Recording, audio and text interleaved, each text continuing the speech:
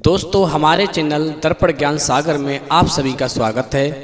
मित्रों, एक बार माता पार्वती भगवान शिव से पूछती हैं, प्रभु, जो पुरुष पराई स्त्री से संबंध बनाते हैं और जो स्त्री पराये पुरुष से संबंध बनाती है, उसका जीवन किस मोड़ पर पहुंच जाता है और उन्हें किस प्रकार का सुख या दुख मिलता है। फिर भगवान शिव कहते हैं, पार्वती, तुम्हारा प्रश्न बहुत ही महत्वपूर्ण और ज्ञानवर्धक है, इसलिए मैं तुम्हें तुम्हारे प्रश्न का उत्तर देने से पहले एक छोटी सी कहानी सुनाता हूँ। तुम इस कहानी को पूरा और मन से सुनना, फिर तुम्हारे प्रश्न का उत्तर तुम्हें मिल जाएगा। तो मित्रों, कहानी शुरू करने से पहले मेरा आप सभी से अनुरोध है कि आप हमारी कहानी में खो जाएं। उससे पहले हमारे चैनल को सब्सक्राइब करके बेल आइकन अवश्य दबा लें, जिससे हमारी हर वीडियो का नोटिफिकेशन सबसे पहले आप तक पहुंच सके और आप हमारी हर वीडियो से प्राप्त ज्ञान का अपने जीवन में लाभ उठा सकें। तो आइए कहानी शुरू करते हैं। भगवान शिव कहते हैं, पार्वती, एक बार जंगल में एक साधु तपस्या कर रहे थे, तो उसी रास्ते से घूमता हुआ एक व्यक्ति उन साधु के पास पहुंच जाता है जो पराई स्त्रियों में ज़्यादा रुचि रखता था और उसकी पत्नी पराये पुरुषों में ज़्यादा रुचि रखती थी। वहीं दोनों ही एक दूसरे के विश्वास को धोखा देकर के जीवन का आनंद ले रहे थे। भगवान शिव कहते हैं, पार्वती, जिस समय पर साधु की तपस्या पूर्ण हो जाती है तो वो व्यक्ति उन साधु से पूछने लगता है, महाराज, क्या पराई स्त्री से संबंध बनाना पाप है? मैंने सुना है कि 3 परिस्थितियों में पराई स्त्री से संबंध बनाने में पाप नहीं लगता। मैंने ऐसा सुना है, मगर मुझे वो 3 परिस्थितियाँ नहीं मालूम जिनमें पराई स्त्री से संबंध बनाने में पाप नहीं लगता। अब आपसे मेरी प्रार्थना है कि आप मुझे उन 3 परिस्थितियों के बारे में बता करके मेरी समस्या का समाधान करने की कृपा करें। वहीं उस व्यक्ति की बात को सुनकर के साधु कहने लगते हैं, यदि तुम अपने प्रश्न का उत्तर जानना चाहते हो तो मेरी बात को ध्यान से सुनो, फिर तुम्हें तुम्हारे प्रश्न का उत्तर मिल जाएगा। भगवान शिव कहते हैं, पार्वती, फिर साधु उस व्यक्ति से कहने लगता है, देखो, एक विक्रमादित्य नाम के राजा थे जो न सिर्फ अपना राजकाज पूरे मनोयोग से चलाते थे, बल्कि त्याग, दान, वीरता, दया, वीरता इत्यादि अनेक श्रेष्ठ गुणों के धनी थे। वो किसी तपस्वी की भांति अन्न जल का त्याग करके लंबे समय तक तपस्या में लीन रह सकते थे। ऐसा कठोर तप कर सकते थे कि इंद्रासन भी डोल सकता था। वहीं एक दिन राजा के दरबार में एक साधारण सी वेशभूषा वाले एक युवक को पकड़ करके राजा के सैनिक लेकर के आए, जो कि रात्रि के समय बहुत सारे धन के साथ में संदिग्ध परिस्थितियों में कहीं जा रहा था। उस व्यक्ति की वेशभूषा से ऐसा नहीं लग रहा था कि इस धन का वो मालिक होगा। ऐसा लग रहा था कि ये व्यक्ति जरूर कोई चोर है। इसीलिए सिपाहियों को लगा शायद वो चोर हो और चोरी के धन के साथ ही कहीं भाग जाने की फिराक में हो।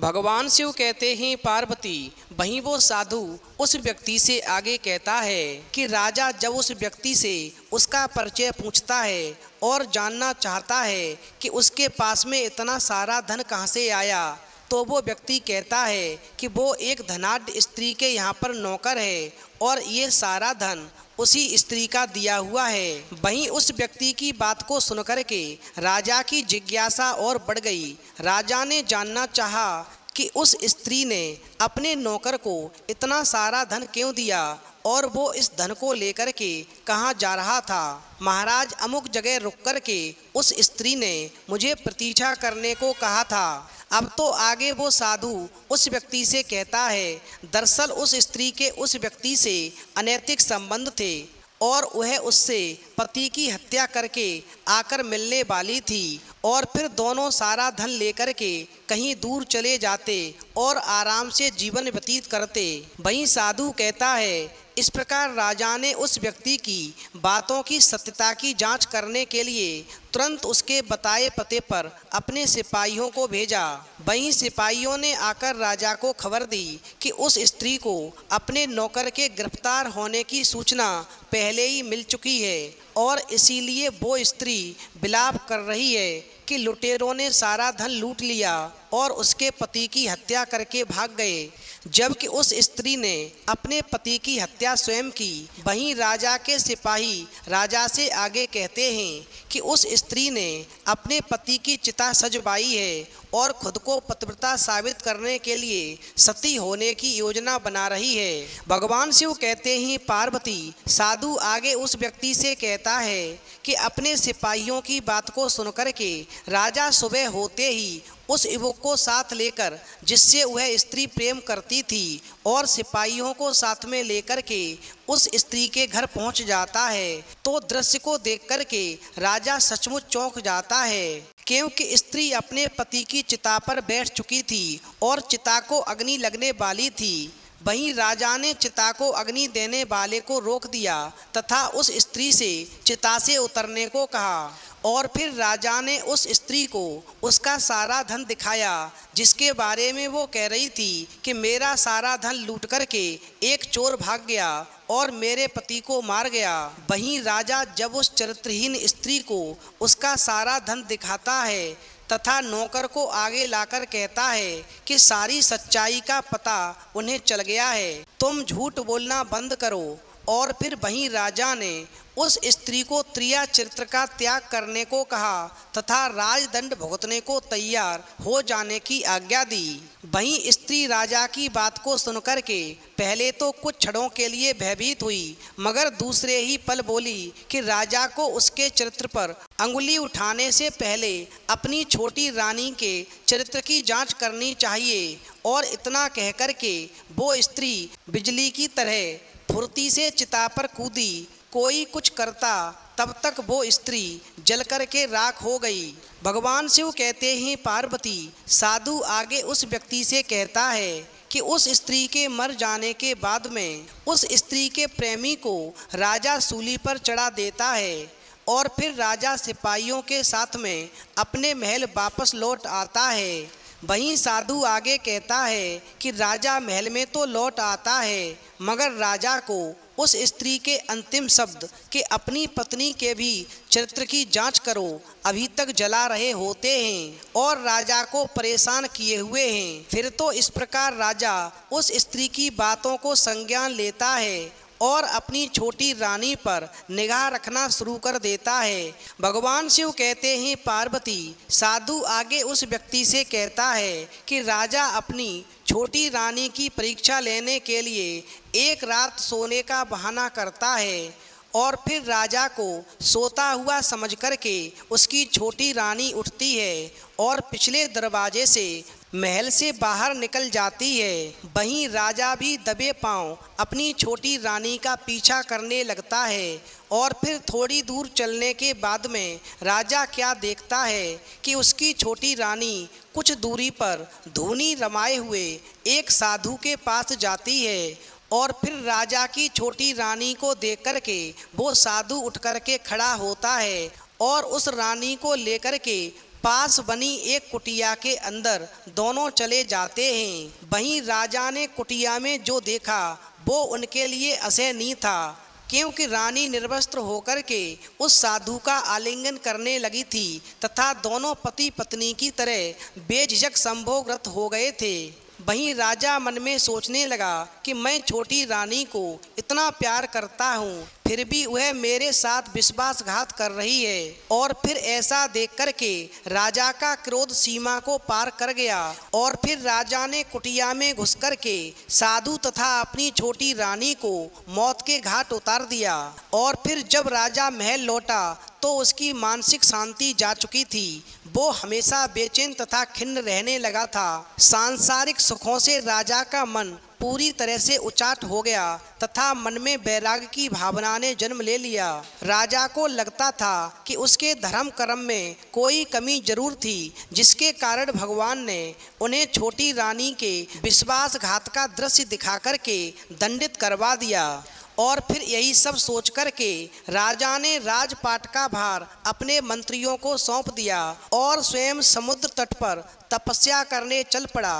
वहीं समुद्र तट पर पहुंच कर के राजा सबसे पहले एक पैर पर खड़े होकर के समुद्र देवता का आह्वान करता है। वहीं राजा की साधना से प्रसन्न होकर के जब समुद्र देवता ने राजा को दर्शन दिए तो राजा ने समुद्र देवता से एक छोटी सी मांग पूरी करने की विनती की। राजा कहने लगा, हे समुद्र देव, मैं आपके तट पर एक कुटिया बना करके अखंड साधना करना चाहता हूँ और अपनी साधना निर्विघ्न पूरा करने का आपसे आशीर्वाद चाहता हूँ। वहीं राजा की बात को सुनकर के समुद्र देवता ने राजा को अपना आशीर्वाद दिया तथा उन्हें एक शंख प्रदान किया। वहीं समुद्र देवता ने आगे कहा, हे राजन, जब भी कोई देवी विपत्ति आए तो तुम इस शंख को बजा देना, वो देवी आपदा पूरी तरह से दूर हो जाएगी। फिर समुद्र देव से शंख लेकर के राजा ने समुद्र देव को धन्यवाद दिया तथा प्रणाम करके समुद्र तट पर लौट आया। इस प्रकार राजा ने समुद्र तट पर एक कुटिया बनाई और साधना करने लगा। वहीं राजा ने लंबे समय तक इतनी कठिन साधना की कि देवलोक में हड़कंप मच गया। सारे देवता बात करने लगे, अगर राजा इसी प्रकार साधना में लीन रहा तो इंद्र के सिंहासन पर भी अधिकार कर लेगा। फिर तो इंद्र को अपना सिंहासन खतरे में दिखाई देने लगा। फिर इंद्र ने अपने सहयोगियों को साधना स्थल के पास में इतनी अधिक वृष्टि करने का आदेश दिया कि पूरा स्थान जलमग्न हो जाए और राजा की तपस्या भंग हो जाए, साथ ही राजा की कुटिया पानी में बह जाए। बस आदेश की देर थी कि बहुत ही भयानक वृष्टि शुरू हो गई और कुछ ही घंटों में सचमुच सारा स्थान जलमग्न होने वाला था और राजा कुटिया सहित जल में समाने वाले थे। चूंकि समुद्र देव ने राजा को आशीर्वाद जो दिया था, इसीलिए उस वर्षा का सारा पानी समुद्र देवता ने पी लिया, जिसकी वजह से राजा का साधना स्थल जो था पहले की भांति ही सूखा रहा। वहीं इंद्र ने जब ये अद्भुत चमत्कार देखा तो इंद्र की चिंता और बढ़ गई और फिर इंद्र ने अपने सेवकों को बुला करके आंधी तूफान का सहारा लेने का आदेश दिया। इतने में ही भयानक वेग से आंधी चली कि राजा की कुटिया तिनके तिनके होकर बिखर गई। सब कुछ हवा में रुई की भांत उड़ने लगा, बड़े बड़े वृक्ष उखड़ करके गिरने लगे। फिर तो ऐसा नज़ारा देख करके राजा के पांव भी उखड़ते हुए मालूम पड़े। ऐसा लग रहा था कि आंधी राजा को उड़ा करके साधना स्थल से बहुत दूर फेंक देगी। फिर उसी समय राजा को समुद्र देव द्वारा दिया गया शंख याद आया और फिर राजा ने शंख को जोर से फूंका। वहीं शंख की बड़ी तीव्र ध्वनि निकली और शंख की तेज ध्वनि के साथ ही आंधी तूफान का पता नहीं रहा। वहीं इंद्र को कुछ भी नहीं सूझ रहा था कि राजा की साधना कैसे भंग की जाए। अब तो इंद्र ने सोचा कि राजा की साधना को केवल अप्सराओं का आकर्षण ही भंग कर सकता है। फिर ऐसा सोचकर के इंद्र ने तिलोत्तमा नामक अप्सरा को बुलाया और उसे जाकर राजा की साधना भंग करने को कहा। चूंकि तिलोत्तमा अनुपम सुंदर थी और उसका रूप देख करके कोई भी कामदेव के बाणों से घायल हुए बिना नहीं रह सकता था। फिर तो राजा की तपस्या भंग करने के लिए तिलोत्तमा नामक अप्सरा राजा के सामने आई और अपने मनमोहक गायन वादन और नृत्य द्वारा राजा की साधना में विघ्न डालने की चेष्टा करने लगी। भगवान शिव कहते ही पार्वती साधु उस व्यक्ति से आगे कहता है कि वो अप्सरा आई तो मगर बैरागी राजा का वो क्या बिगाड़ पाती। वहीं अप्सरा का दृश्य देख करके राजा ने शंख को फूंक मारी तो अप्सरा को ऐसा लगा जैसे किसी ने उसे आग की ज्वाला में ला पटका हो। भयानक ताप से वो एकदम से जल उठी और वहाँ से उसी क्षण अदृश्य हो गई। इस प्रकार जब इंद्र की कोई भी युक्ति कारगर नहीं हुई तो इंद्र का आत्मविश्वास पूरी तरह से डोल गया। फिर तो इंद्र ने खुद ब्राह्मण का भेष रखा और राजा के सामने साधना स्थल पर आ गए। चूंकि इंद्र जानते थे कि राजा याचकों को कभी निराश नहीं करते हैं तथा सामर्थ्य अनुसार दान देते हैं। इस प्रकार जब इंद्र राजा के पास पहुँचे तो राजा ने उनके आने का प्रयोजन पूछा। वहीं इंद्र ने राजा से भिक्षा देने को कहा तथा भिक्षा के रूप में राजा की कठिन साधना का सारा फल मांग लिया। वहीं राजा ने इंद्र को ब्राह्मण समझ करके अपनी साधना का सारा फल इंद्र को सहस्त्र ही दान कर दिया। इस प्रकार साधना का फल दान क्या दिया कि इंद्र को अभयदान मिल गया। और फिर इंद्र ने प्रकट होकर के राजा की महानता का गुणगान किया और आशीर्वाद दिया। वहीं इंद्र ने राजा से आगे कहा, हे राजन, जो भी स्त्री पराये पुरुष के साथ संबंध बनाती है या जो पुरुष पराई स्त्री के साथ संबंध बनाता है वो किसी भी परिस्थिति में गलत होता है, उस पाप का भोग उसे भोगना ही पड़ता है। जिस प्रकार उस व्यक्ति के संबंध एक सेठ की पत्नी के साथ थे और जिस प्रकार आपकी छोटी रानी के संबंध एक साधु के साथ थे, इन्होंने अपने चरित्र को तार तार किया, इसीलिए उन सबको मौत की सजा मिली। अब तुम्हारी चरित्रहीन रानी मर चुकी है, अब तुम पुनः जाकर के राज्य की देखभाल करो। साथ ही मैं तुम्हें वचन देता हूँ कि आपके राज्य में अतिवृष्टि और अनावृष्टि नहीं होगी, अभी अकाल या सूखा नहीं पड़ेगा, सारी फसलें समय पर और भरपूर होंगी, क्योंकि अब आपके राज्य में कोई भी चरित्रहीन स्त्री नहीं है। वहीं इंद्र की बात को सुनकर के राजा कहने लगा, तो क्या जिस राज्य में चरित्रहीन स्त्रियां होती हैं उस राज्य में सूखा, वर्षा आदि अनावृष्टि होती रहती है? तो इंद्र कहने लगे, राजन, तुम ठीक कहते हो। जिस राज्य में चरित्रहीन स्त्रियों की संख्या ज़्यादा होती है और पुण्य पर जब पाप भारी पड़ने लगता है तो प्रकृति भी नाराज हो जाती है और फिर ऐसा संभव हो जाता है। भगवान शिव कहते हैं, पार्वती, वहीं वो साधु आगे उस व्यक्ति से कहता है कि इतना कहकर के इंद्र अंतर्ध्यान हो गए। वहीं राजा पुनः अपने राज्य की देखरेख करने लगा।